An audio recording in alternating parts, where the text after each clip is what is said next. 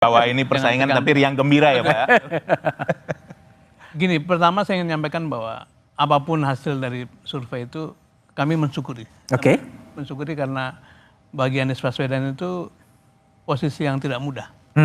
Kita membaca berita di mana-mana bahwa terjadi satu upaya-upaya menghalangi, jegal, menyetop dan sebagainya. Tapi dalam keterbatasan itu tetap mengalami kenaikan. Jadi kita tidak melihat stagnan tapi satu progres. Ya, oke. Yang kedua, memang dalam beberapa waktu ini kan Pak Anies memilih, terutama selama puasa itu kan beliau tirakat istilahnya, masuk ke kampung-kampung, ke desa-desa untuk lebih banyak mendengar. Dan event-event publik betul-betul dikurangi.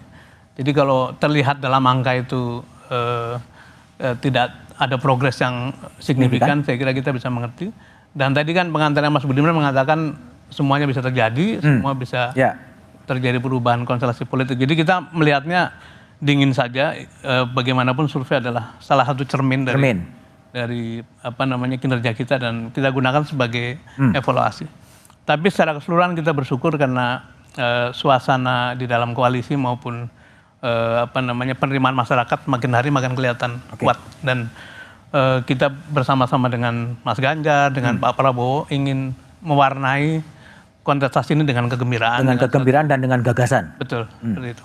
Oke.